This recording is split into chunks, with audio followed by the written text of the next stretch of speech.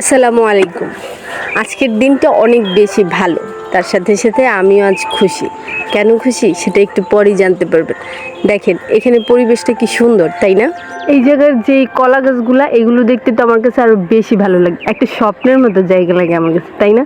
বলেন কার কার কাছে আমার এই জায়গাটা বেশি সুন্দর লাগে। একটা হলো আমার বাড়ির বারান্দা থেকে, আরেকটা হলো আমার বাড়ির ছাদ থেকে। ছাদ থেকে হলো এই যে এই পরিবেশটা দেখা যায়। সেদিন তো আপনাদের দেখাইলামই যে আমার বাবা যখন আসছে, বাবা মা তখন এখান থেকে একটা মাছ ধরে আপনাদের ভাইয়া নিয়ে আসছিল। আর এই যে পাখিগুলো দেখেন, একটা জিনিস দেখে আছে, আর এই যে দেখেন 3টা ডিম। এর জন্য আমি খুব খুশি। আজকে পাখি 3টা ডিম পারছে। এই 3টা ডিম দেখে আমি খুব খুশি। এই 3টা ডিম থেকে যখন বাচ্চা হবে তখন অবশ্যই আপনাদের সাথে শেয়ার করব, কেমন? আর এই যে এখানে কোন পাখিটা আপনাদের বেশি ভালো লাগে? আমার কাছে সবচেয়ে বেশি ভালো লাগে ব্লু কালার, যেটার মধ্যে সাদা সাদা আর ব্লু, এই যে সামনে দোলনায় দুলতেছে, এইটা আমার কাছে বেশি ভালো লাগে।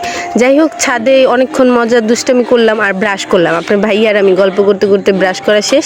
এখন নিচে চলে আসলাম নাস্তা খাওয়ার জন্য। এই যে দেখেন সুন্দর করে রুটিগুলো ভাইজে নিতেছি। আমার পরোটা পছন্দ, তবে আপনাদের ভাইয়ার হলো রুটি, তার জন্য বেশিরভাগ সময় রুটিই খাওয়া হয়। এখানে নাস্তায় ছিল হলো কলা, চা আর ডিম। এই যে আপনাদের ভাইয়া হলো বসে বসে খাইতেছে, আর আমিও চলে আসলাম খাওয়া দাওয়ার জন্য। তো এইখানে বাসায় যা খাওয়া দাওয়া হয় প্রতিদিন, সেগুলোই তো আপনাদের সাথে শেয়ার করি, তার কোনো ব্যতিক্রম না। এখানে বসে বসে আমরা দুজন একটু টিভি দেখতেছিলাম আর হলো খাইতেছিলাম। এই যে দেখেন, এই ভিডিওর মধ্যে দেখতে পারতেছেন যে এখানে একটা সোফা আছে টিভির সাইডে, কিন্তু কয়েকদিন পর দেখবেন যে এই সোফাটা নাই। আমি পরবর্তীতে এই ভিডিওটা অবশ্যই আপনাদের সাথে শেয়ার করব। তো নাস্তা শেষ করে হলো আমি ঘরের গাছগুলোকে কিছুক্ষণ রোদ্রে দিয়ে নিলাম।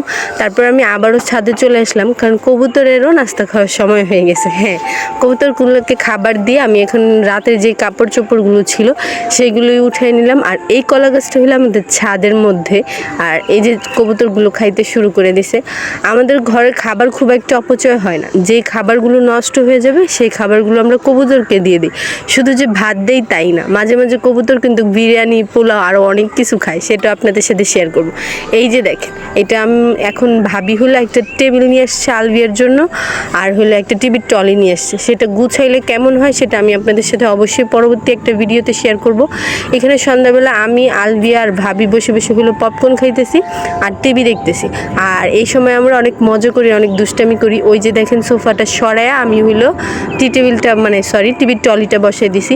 আর এই যে বললাম আমাদের কবুতর আরও অনেক কিছু খায়। এই যে মা বাবা যেদিন আসছিল সেদিনে কিছু বিরিয়ানি বেঁচে গেছিলো, সকালে আমরা বিরিয়ানি খেয়েছিলাম। তো সেইখান থেকে বিরিয়ানিগুলোই হলো কবুতরকে দিয়ে দিছি। খাবারগুলো নষ্টও হইলো না, কবুতরের খাবারও হয়ে গেলো। দেখছেন আমাদের কবুতর কিন্তু বিশাল ভিআইপি। সে বিরিয়ানি খায়, পোলাও খায়, আরও যে কত কিছু খায়, থাকেন আমাদের সাথে, দেখতে পারবেন।